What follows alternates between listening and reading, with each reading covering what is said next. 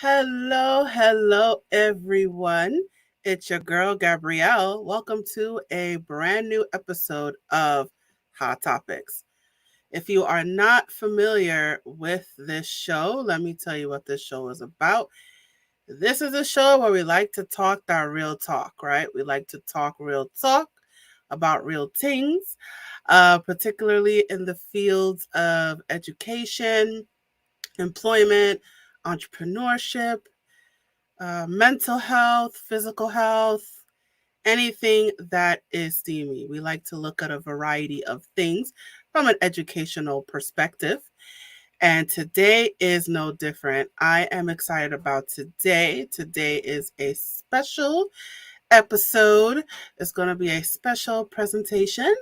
So let me tell you the name of this episode. So the name of the episode is Should Teachers Be Paid More?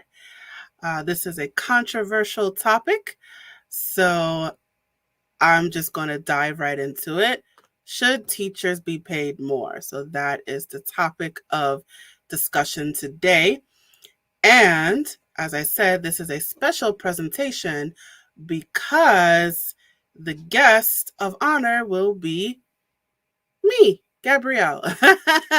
So I just wanted to set up this episode. But before I do that, I am going to tell you about myself before I jump into the presentation. So let me tell you about who I am. I got to keep up with tradition of the show. So, who is Gabrielle Crichlow? Who am I? Let me tell you who I am. So I am the esteemed captain of the ship that is Hot Topics, and also of the company that Hot Topics is produced under, which is A Step Ahead Tutoring Services. I have a master's degree in clinical mental health counseling, which I earned from St. John's University in 2015. And before that, I got my bachelor's in psychology in 2009 from Temple University. I bring a wealth of academic excellence as well as a proven record of tutoring. While I was in graduate school, I worked for two supplemental education services, the companies that partnered with New York City schools. Since they partnered with the schools, I was able to provide between 20 and 26 free hours of tutoring to students every year. While I was working at both companies, I saw the academic struggles of low income and middle income families. First of all, I thought 20 to 26 hours of free tutoring for the year is definitely not enough for them.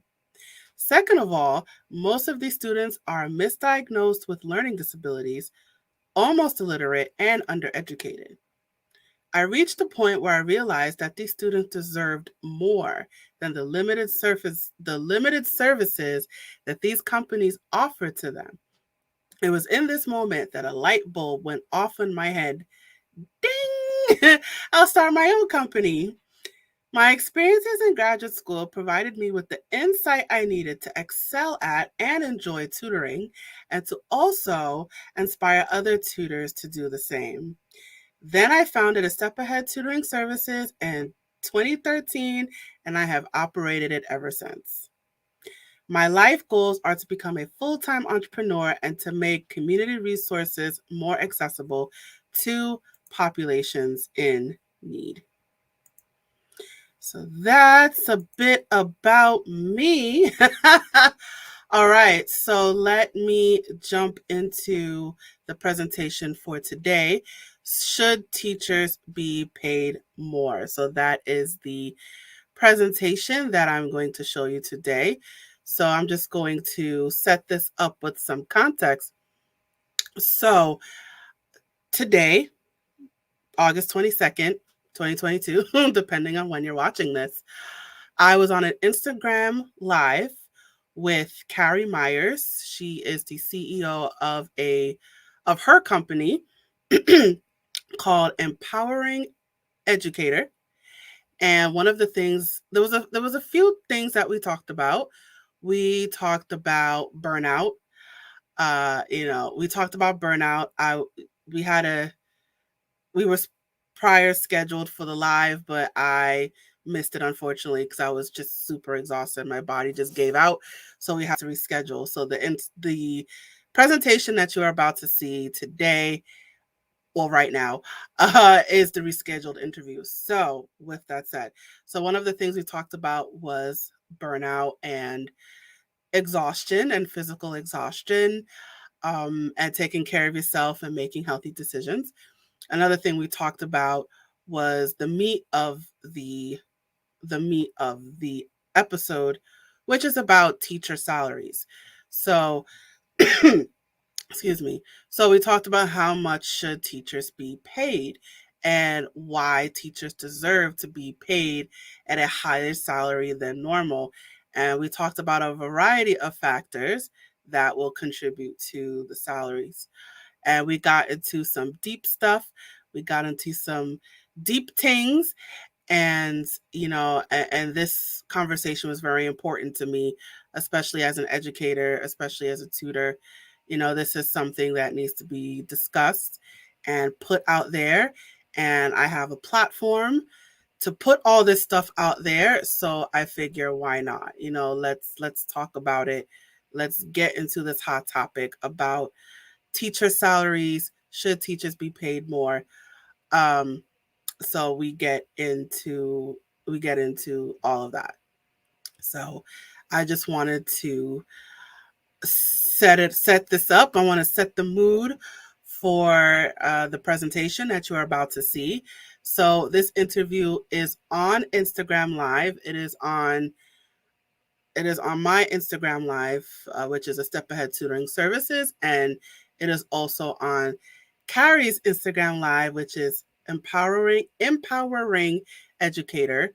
I should have made a banner for her, but that's okay. But yeah, so this is actually that live from her account. So that's I just wanted to set that up. So what you are about to see is the interview that she and I had in regards to this topic. So, without further ado, I'm going to go ahead and dive into the presentation. So, let's get right into it. So, the question that is being answered is, let me just put up that banner one more time. Should teachers be paid more? So, that is the question that is answered today.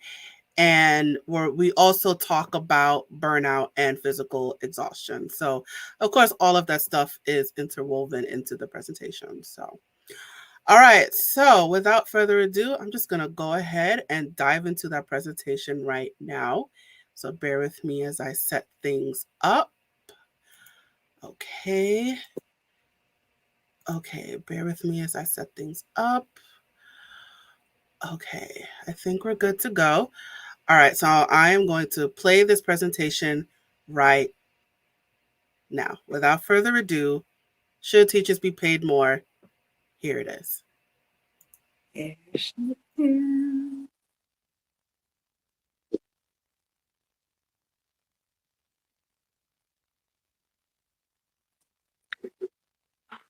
All right. Hi. Okay. We figured it out. Yes. All this technology stuff. Okay. Here we are. Hi, Gabrielle. How are you? I'm good. How are you? All right. It's been a while since we've talked. So, what's been going on in your life? What do you want to talk about today? I guess a lot. I'll start off with, and I'm trying to see, do I look up? Okay. I guess I'll start off with an apology. I apologize for missing the previous session. I was wiped out. I was just really exhausted, and I just couldn't really move. So, And, by the time I checked my phone, I realized I missed the appointment. So I do want to apologize for that. But I'm here now. So, Yeah, I'm uh, happy to see you. And, I'm the type of person who is totally understanding that, like, sometimes your body is just telling you very loud and clear, like, hey, you need to be immobile right now. You need to take care of yourself. yeah. I'm wondering if you were able to kind of get what you needed out of that time. Yeah, I did. I think my body just shut itself down. I think our bodies have a way of self-regulating themselves. And so I, I wasn't really taking care of myself, and I guess my body just reached a breaking point, and it was just like, you got to stop. So, uh, yeah. Yeah. Um, And I'm sure a lot of people have been in your situation, whether they're a tutor or a teacher or a parent or an administrator. And I'm curious, what are the signs kind of leading up to that, might be able to help so that way you don't get to that point again, because it's not fun to feel that way. it's not. I mean, I can say what we should be doing, but it's like I know what I'm supposed to do. I'm just not doing it. So it's definitely getting proper sleep. Um, I don't have the best sleep cycle. Um, and then because I was doing like the past 6 weeks, I was like hosting a virtual internship, so it's and the hours are in the morning, so I'm not really a morning person. So I had to adjust to that. But I didn't really prep my body for that. So I would say definitely getting a good night's rest. If you know you're going to have I mean, ideally, you want to schedule your whatever appointments or whatever you're doing according to your sleep cycle, I should say. I don't want to say, whatever your sleep cycle is, because everyone has a different circadian rhythm. So you should schedule your day according to your circadian rhythm. Wouldn't Um, that be nice? I mean, I don't know how possible that is for a lot of people because, yeah, like you said, mornings are really tough. And I know that personally, like as a teacher, having to wake up at like 5:40 just to be able to give myself, a little bit of time in the morning before yeah, really like be on for 8 hours with students. That was like an adjustment I had to make to be like, okay, if I really want this time for myself, like I have to go to bed earlier. And so then that means sacrificing other things, which like is really hard to do because you want to do, what's best for your body while also being like the reality is, I have to work, I have to, make money, I have to further like my goals in life. yeah, and that's understandable. But then to that point, if you know that you have to wake up at 5, if you know you're working 8 to 3, then you need to go to bed earlier. So you're still adjusting to that rhythm, you know? So you still have to adjust to that. So I'm a tutor, I'm an entrepreneur, so I don't, let's say I follow my own schedule, so to speak. So I don't have that 8 to 3 obligation. Sorry. But, I try to, I feel like I'm more functional, I would say like after 11:30 in the Mhm. morning. So I try to schedule my stuff like on my tutoring sessions and we got to watch it. We got someone just joined us. I try to schedule things after 11:30. So my appointments, my lives, my podcast interviews, the later the better. That's that's my motto. But because of this internship, kind of threw me off.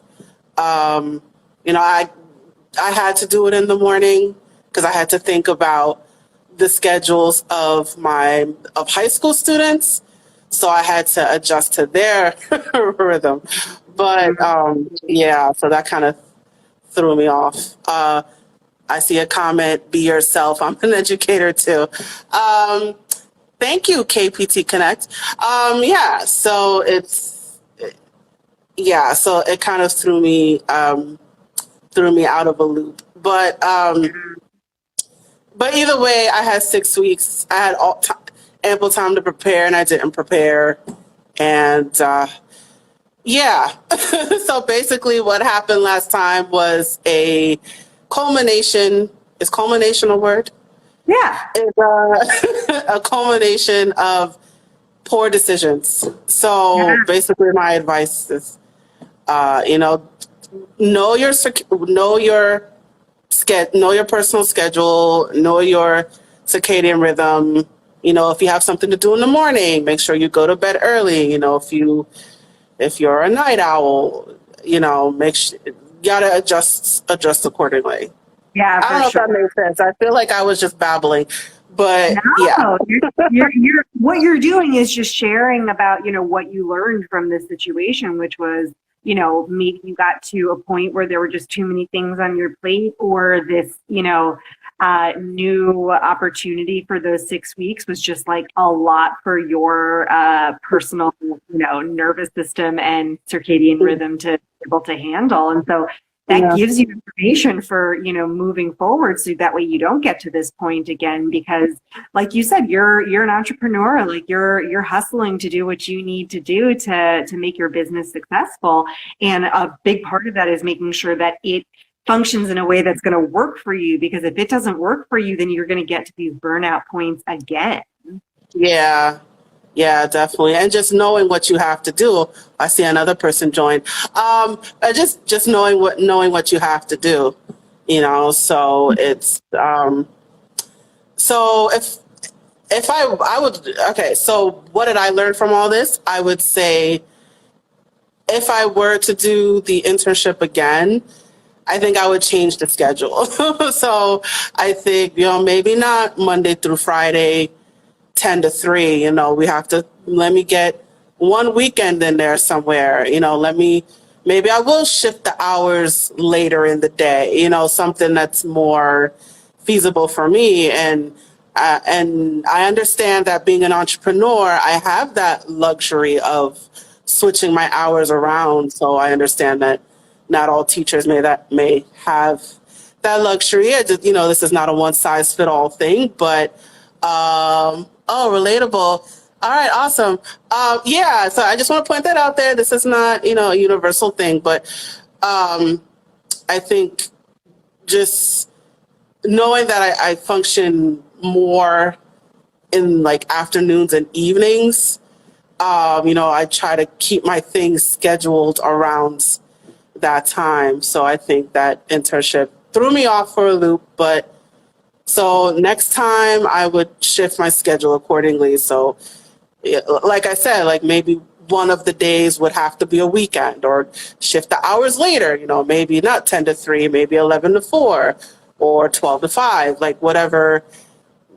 And whatever works for my body to handle, and everything else will just kind of have to fall into place with Yeah. that.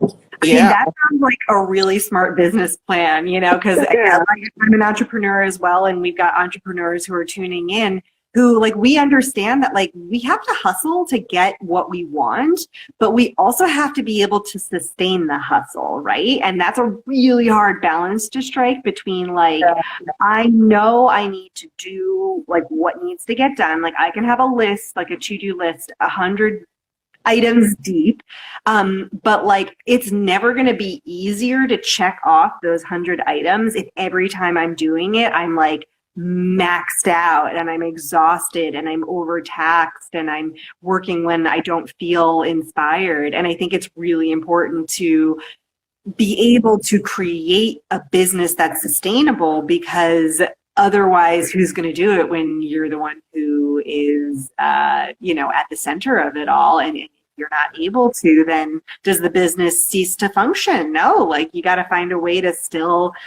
get that accomplished without it like being a tax on yourself. Absolutely. And, it is taxing because, it's just me. I don't really have a management team. So, I'm wearing many hats, and so, what comes with that is a lot to deal with. So, yeah, some things I outsource. I'm slowly trying to outsource things, but I mean, for now, it's just me, and I do wear a lot of hats. And what comes with, I think we're getting away from our topic, but anyway, let's just roll with it.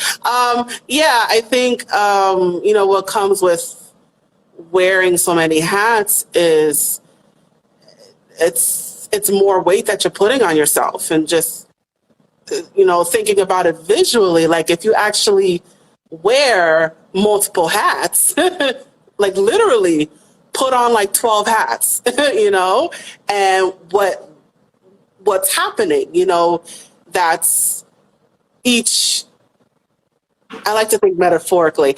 So each hat is its own weight. And so if you literally just put on 12 hats, you're heavier, Yeah. right? Because that all that weight is culminating together on top of your head. So and the weight actually goes down, right? So I think I'm trying to remember my physics. As things go down, I forgot what it was, but I was trying to remember the fix. I was like, wait, if your elevator goes down, does the weight go up?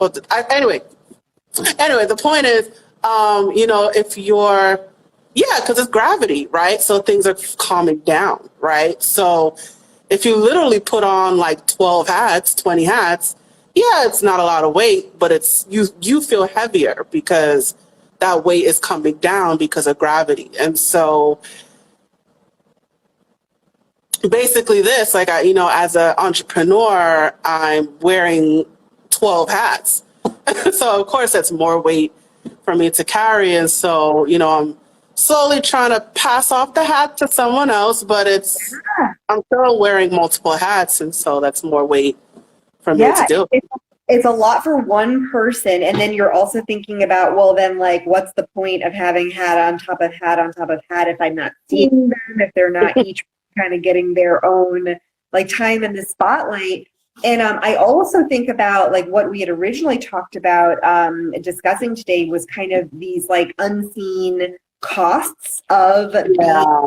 being like tutoring and teaching, and how like those just end up being a bunch of different hats we put on ourselves that like we're not actually getting compensated for. And I think it's really important to know your limits and to say, this is not what is like the reason behind what I'm doing. And if I'm not, if it's not something that's directly leading to me furthering myself, my business, my mission, then like, do I have to wear this hat? And if I'm wearing it, am I being like compensated appropriately for the amount of work that goes into accomplishing this?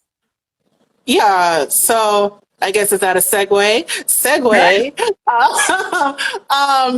Yeah, and just it's as teachers, teachers have to wear a lot of hats, and they're not adequately compensated, and it's really sad. I mean, yeah, some may argue like, why do you choose to wear so many hats, right? It's that's something something you choose to do, right? And I mean, I kind of see that argument, but there are things that are beyond the control of the teacher, I think. And, there's systems in place, and sometimes other people are putting hats on your head, and we have to acknowledge, that there are systems beyond the control of the teacher. And then I do agree that there are things that the teacher themselves can control. There are things outside the teacher that are out of their control. And so that's something that we have to acknowledge as a society and as a nation. And I think teachers should be adequately paid for and compensated for that. And I had someone on my podcast who talked about education reform, and I asked him, like, I like concrete answers. So I'm like, because he said like teachers should be paid more. So I said, how much? Like, I'm like, give me a number.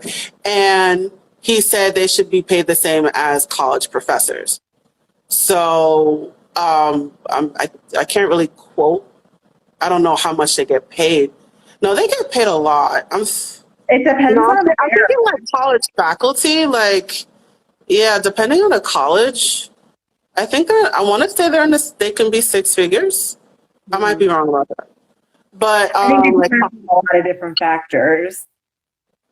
yeah. So, college faculty, especially if you have tenure, if you have a PhD, you've been in the school for a while, yeah, you can be in the six figures as a college professor. So, or not just a professor, but on the actual, like, administration. I think I'm thinking administration, college administration. They may be paid more than an actual college professor, but the numbers are still pretty high. Yeah. So it's, and he's like, well, teachers should be paid at the same level. That's pretty interesting. Yeah, I think so. And I think it's worthwhile to, enlarge that conversation, because people hear that and they're like, I don't know, they might have like some kind of bias against teachers because of their own experience.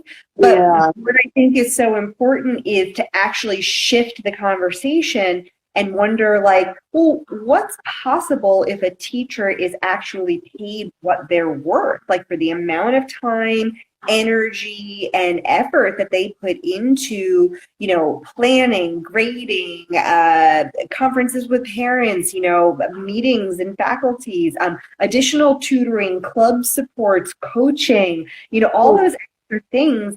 Like, if a teacher was paid more, that just gives them the opportunity to, like, maybe pick up lunch for themselves and not have to, like, cook in the middle of the week because they're really busy, and they don't have to worry about, like, will they be able to pay their credit card off at the end of the month, like that just the freedom of saying, like, well, what do I need to be supported? I need to eat, but I'm worried that this is, like, costing a lot, or, the environmental impact. But then you get to say, oh, if I have, like, money that isn't devoted only to, like, my barest living expenses, then, like, I can be supported to then be able to show up better for my students. Absolutely. And I think, I guess, and thinking about this topic more, I guess, I feel like in a way I was going back and forth because, teachers should be paid their worth. And I guess the question is, what is that? And, what I said about my guest, who's like, well, pay them the same as a college professor. But I guess my pushback against that is, college professors, I know you need at least a master's. I think master's is like a part-time faculty. Full-time faculty, I think, is PhD. I think. Someone correct me on that. But even if it's kind of assumed that you have a PhD in order to teach college level. So for you to be paid on the same level as a college professor, when, like, elementary, middle school, high school teachers, they may easily just have a bachelor's or an associate's. I guess that's kind of my pushback against that is, it's kind of assumed that college professors have higher degrees, and they have the option of tenure. I don't know if that applies to, like, high school or middle school. So there's more perks that comes with teaching college as opposed to teaching high school. So I guess that's kind of the pushback about maybe, I don't know if about the same level as a college professor, but maybe like slightly lower. Um, that's kind of my thought with that. What are your thoughts? Yeah, I mean, I always think about sort of that like pay scale that you get when you start a new job. Like I know at the three different schools where I worked, we kind of got like your years of experience were along one side, and then your degree, like your level of education was across the top, and then you kind of just coordinated to figure out like what was your starting salary. And what people don't understand is that like you don't negotiate that. Like you can't really negotiate or change that. It's like literally just based on your education and your years of experience. So there's other things that can go into a negotiation process to say like, well, maybe I can't get paid more because I don't have as many years of experience or as many years of education, but maybe I could have a bigger budget with, the supplies I need for my classroom, or maybe I could negotiate moving expenses or some kind of a gas stipend, things that like, again, aren't out of the realm of like reasonable things to ask for, but like would be so nice if teachers were just compensated for it rather than having to think, oh my God, like I have to spend $60 at the pump this week. Like at the end of the month, that adds up to like way more than I want to be able to spend, I want to spend on gas and stuff. So, when we think about like paying teachers more, it's usually not for anything that's like extravagant. Like teachers aren't taking vacations. We're not buying Lamborghinis. Like we use that money for like our basic needs and for the needs of students. Absolutely. So let me ask you, how much do you think a teacher should be paid? Give me a number, give me a range. Yeah, so super interesting is that I have gone through a very volatile like salary journey with teaching, in that I was in a school system where the only perk they could offer their teachers was a high salary. Basically, everything else about working in the school district was like mismanaged, and you weren't supported, and you had to work above and beyond, and like, yeah, it was really, really painful. But if I had stayed in that position, I would have been making six figures by probably like 5 years into my career. So I chose not to stay there. And I literally took a 50% pay cut to take a part-time job at a school, which eventually grew into a full-time position. I never made it to six figures, but I got up to almost 70 a year. And that afforded me just opportunities. Again, like I had to commute 50 minutes to get to and from work. So like I was able to pay for a dog walker. So my dog didn't have to be at home by himself for 11 hours a day while I was driving and being at school and everything. And again, like I'd be able to, like have some support around, like my yard and things like that. So it wasn't like I was using it to be extravagant. And now, like when I think about what teachers have been through and those who are left like in the classrooms after the pandemic, I mean, I would definitely say they should be making six figures. And I think that all educators, I think there should be a much bigger jump between like your years of experience and your education, like commensurate with your experience, like in terms of like what you get paid yearly and how much that incrementally increases. But I think that, if you're starting out in the school, I mean, you should be a minimum of like 50 or 55. And then I think it should go up by like 5 to 7 grand every year after that. Yeah, absolutely. So now, would that also depend on the degree that they have? Because then that creates the argument of which is more valuable, the degree or experience. Totally. So if you if you just have, I think you need a bachelor's, right, to be a teacher, minimum bachelor's. Yeah. So if you just have a bachelor's, right, and you've been a teacher for 15 years, right? You didn't pursue anything above a bachelor's, but you've been a teacher for 15 years, as opposed to someone who came in who has a master's, but she's only been a teacher for 1 year, right?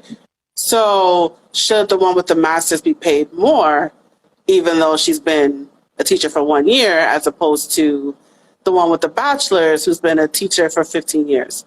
Sure. And so that answers the question. Yeah.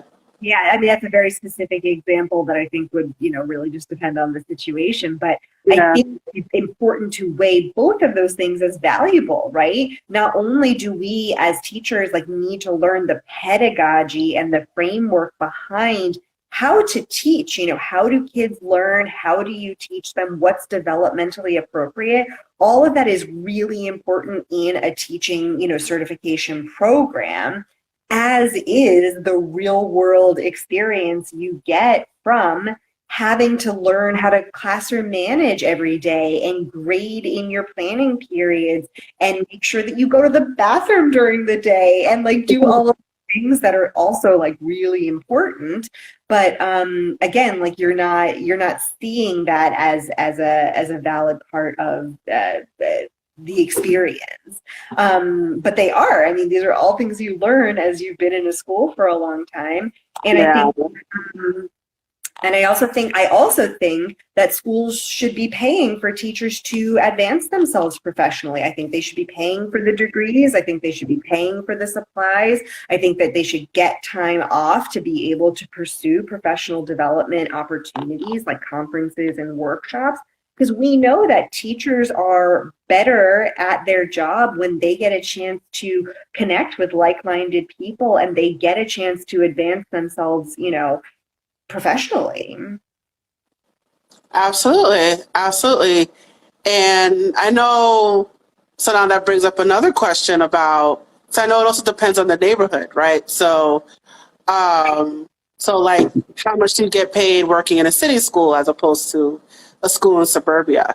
So now that's a whole other conversation. So it's, I would assume that if you go to a school in suburbia, the pay would be more, right? Because I think the school taxes are higher in suburbia, I think.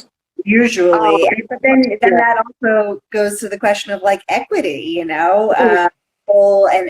access to opportunity and to finances and distribution of wealth and how much each school district pays per student for supplies and how much they pay per teacher. All of those are factors that need to be taken into account. So it's so much more complicated than we actually know, which is why it's hard to say this is a specific number that all teachers should get.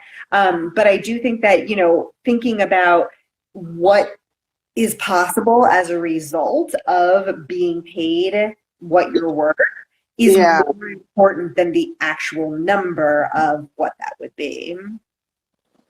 Right.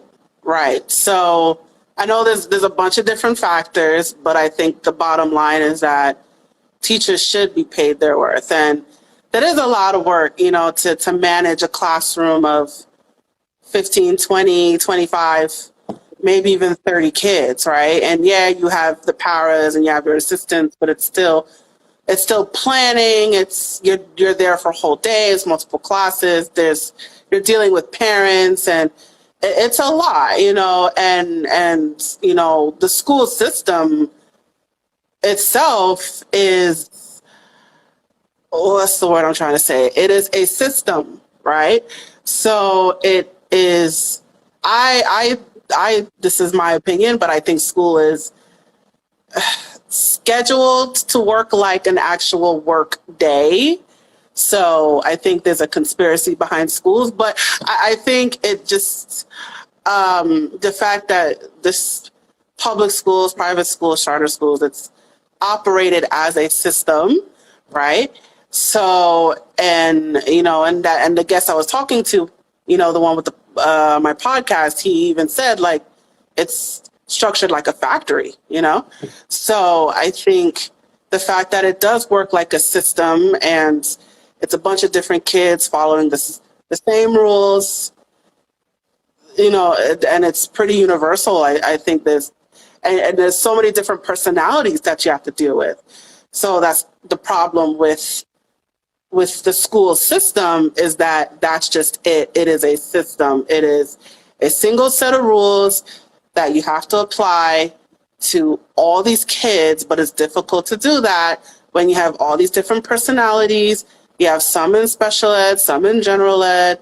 You have your ADHD kids. You have the ones with autism. You have the ones with dyscalculia. You have the ones with intellectual disabilities, cognitive disabilities. You have all these different factors, and yet they still have to follow the same set of rules. And even the ones in special ed, they have privileges, the longer test time, they're allowed to have a scribe, they're allowed to use a calculator, they're allowed to, they're in the resource room. They have all these extra privileges, but they still have to follow the system, right? So you have longer test time, but you still have to take a test, right? And you still have to achieve those high scores. And if you don't achieve those high scores, that's going to trickle back onto the school, and it's going to affect the budget, right? So either way, the school is still a system. It is a set of rules that applies to every student. And even if you may have some privileges, or you could bend the rules a little bit, but you still have to follow the rule at the end of the day. So basically, the fact that teachers have to deal with this system, the set of rules that they have to follow, and it's clashing with the reality of systems, is that it's hard to follow a system when there's too many different variables. They have to deal with that, and it all comes crashing down on the teacher, and they have to deal with that, and they have to adjust to that, and it's taxing on them, and it's stressful for them.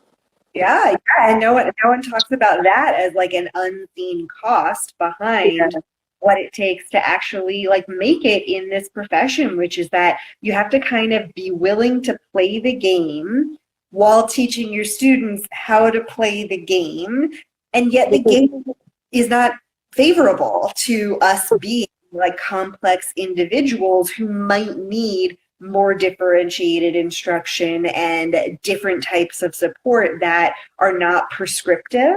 And I think that when we kind of step outside the systemic nature of like what a school provides, we see that there are other possibilities for support, and it can't all rest on the teacher's shoulders, even though it tends to. But if you're going to continue to tell a teacher that they need to wear all of these hats and be an SEL moderator as well as an evaluator for various intellectual disabilities, or for being a coach, to get kids to actually do the work in the class. Like, if you're going to require that one teacher play all of these different roles, you need to be able to train them for it. You need to pay for that training, and then you need to pay them for that work that's being done. And recognizing that like that causes a lot of stress, and that causes a lot of challenges in trying to maintain your personal identity as a person, in addition to who you happen to be as a teacher or tutor or coach. And both of those have to be able to exist. And that has to happen because of boundaries. And boundaries are really hard when systems benefit from you working overtime. Yeah, absolutely. And, as teachers, you're trying to, you have to, it's expected that whatever work that you're doing it within the 8 hour day. And sometimes you have to work beyond 8 hours, because of all the planning, and you have to prepare for the next day. And if you have multiple classes, you still have to deal with all that. And so sometimes you end up taking your work home. Like it's similar to this one job I had on the ACT team during social work, right? Yeah, you have to go make all these home visits, and it's expected that you got to do it within the 8 hour day. But when you have your coworker who's out sick or they're doing something else and you're picking up their load, now you have extra visits, right? And you end up working beyond the work day, and you're still expected to get the job done. It's like, really? So I know it's two different worlds I'm talking about, but I imagine that with teaching, it's kind of the same thing. So, sorry, I just see an alert. Yeah, so I imagine it's the same thing. Like you have to create all these plans for your students, and should a teacher call out sick, you may have to pick up the other teacher's students. So now that's more work that you have to do, so and that leads to what we started the conversation on, which was burnout. That leads to trying to be all the different things for all the different people, going above and beyond. And that means that we then stop showing up for ourselves, even when we know what the right thing is to do and we know what our body needs to be able to function. We still have to play by the rules of this system and, figure out how to thrive in it and be successful in it while also like taking care of ourselves. And I feel like if that is not, sort of a central tenet to being in a teacher, tutor, coach role, then you're probably going to burn out because you're going to end up taking on too many things and thinking that you can accomplish everything, when the reality is there's a lot of things that we're not supposed to take on, even though the system kind of makes it happen. We get to kind of choose after a while, if something isn't serving us anymore, to be like, okay, I'm going to say no to that this time around. So I think it's really important that we take care of ourselves, we know our limits, and we make sure that we are finding value in ourselves so we can ask for worth and then hopefully be able to show up better for our students. Yeah, and then there's things that we can do to make things easier. It's you got to take care of yourself, take your bathroom breaks, make sure you eat. I know it's easy to skip breakfast, and I've done that way too many times. I'm just going to skip breakfast. Sometimes I go a whole day without eating anything, and it's daunting. And I know there's that adrenaline rush, when you're teaching, but then eventually you crash when it's all done, and then it's like, oh my God, I haven't eaten for the day. So you gotta force it. It's like working against the current. It's like you have to push yourself to take care of yourself. You have to stop everything and let me take this break. Let me eat something. Whatever it is, this can wait later. This doesn't have to be dealt with now. So it's prioritizing things. Do I need to be doing this right now? Can this wait? How can I create a plan that maybe doesn't involve so much effort and, not so much of my time? How can I get other students involved in the plan? Maybe assign student leaders, something like make little subgroups and assign a leader. Like, what can I do to make it easier on myself? Absolutely. So, so working within the system, right, and just taking care of yourself and just stopping yourself and, I'm going to take this time to eat. I'm going to take this time to go to the bathroom. I'm going to take a mental break, and just think, what can I, and as a teacher, what can you do to make it easier on yourself? And like I said, how do I lean on my students, to have them do it? Maybe they won't have to answer so many questions. What I like to do with tutoring is, I like to focus on maybe like one or two things, and the rest of the time is practice. The rest of the time is, write something for 15 minutes, or, here's a worksheet, answer all the questions.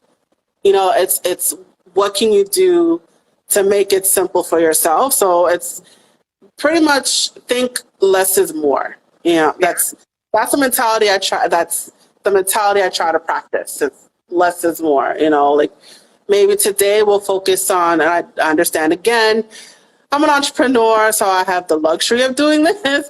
The teachers may not have the luxury, but even so, it's maybe like one or two things at a time, and then the rest is just group work, or, assign student leaders, like I said, or here's take 15 minutes and do some practice questions, whatever you can do to make it easier on yourself. So if you have a class that's 40 minutes, you could teach for like 15 minutes, and then you have group work for the next 15 minutes, and then you go over it for the next 15 minutes, like, whatever it is to make it easier for yourself. So you don't have to cram it all in at once. You could just spread it out. Yeah. Yeah. And I think also reminding ourselves that we're not alone, that there's a lot of people who are going through very similar things. And I know that part of what you do alongside your tutoring business is you are really big about kind of creating a community of, different people in the educational world, and just kind of talk about like what's going on in their situations. So do you have anything coming up that you'd like to share before we close out? Oh, we're about to close out, but we're having so much fun. You mean like promo wise? Yeah, sure. If you've got anything that you're excited about, or if you've been thinking about a different direction you want to go with your podcast or anything like that, I'd love for you to share and we can chat about it. All right, I am gonna pause right there. That's my promo stuff, so that part we can skip. All right, so I hope you enjoyed the presentation. And I hope that you took a lot from it. And I would love to know your thoughts about what Carrie and I talked about in this episode. So please let me know let me know your thoughts about this episode. All right. So with that said, I'm going to conclude right here. We may go a little over time, but that is okay. So I'm actually going to conclude right here. All right, you guys. So we have reached the conclusion of our episode. Thank you so much for joining me today. Please check out our other episodes, and don't forget to follow and subscribe. So whether that's video, whether it's audio, wherever you are hearing the sound of my voice, please follow and subscribe. While you're at it, please let me know what you thought about this episode by leaving a comment in the comments section or in the comment thread. I would love to hear your thoughts about this episode. And as a reminder, this podcast is a production of A Step Ahead Tutoring Services. So if you would like to learn more about our company, the things that we have to offer, our services, all that jazz, please visit us. Yes, please visit us online at www.astepaheadtutoringservices.com. We are also all over social media. You can find us on Facebook, Instagram, Twitter, YouTube, WhatsApp, and Eventbrite. So please check out all of our accounts and follow all of our accounts. Please stay in touch with us. Excuse me. Oh, excuse me. That is so nasty. Anyway, so I also want to let you know that we have a special promotion going on. So if you reach out to us looking for a tutor, whether for yourself or for your child, and you mention that you heard about us from Hot Topics, we will give you 15% off 6 hours of tutoring. I'm going to repeat that one more time. When you reach out to us for a tutor, whether it is for yourself or for your child, and you mention that you heard about us from Hot Topics, we will give you 15% off 6 hours of tutoring. That is fabulous. And I encourage you to take advantage of that discount, you guys. Make sure you take advantage of that discount. And furthermore, I also encourage you to sign up for our email list and our texting list. You will receive exclusive offers, promotions, announcements, everything that is a Step Ahead Tutoring Services. You will get all of that stuff on our email list and on our texting list. So I encourage you to sign up for both of those things. That information, of course, will be in the description. Whether you're watching this on video or listening to this on audio, that information is in the description. And for my video people, it is scrolling below at the bottom of your screen. But however you are taking in this episode, the information is at your fingertips. All right, so I am going to share this final message before I am officially done. Hey there, have you heard of us?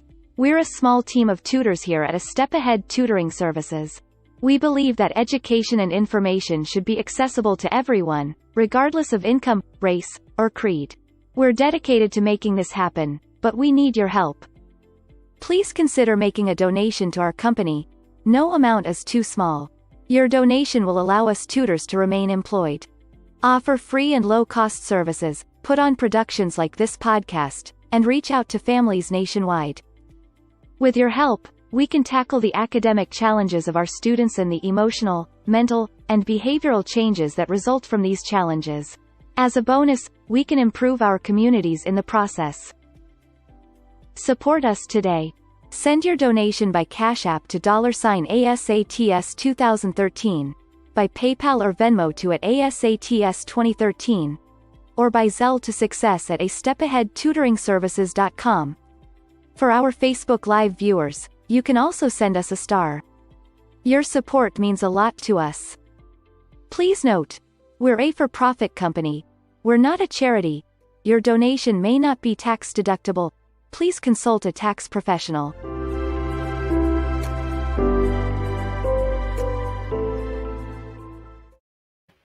All right. Thank you so much for joining me today.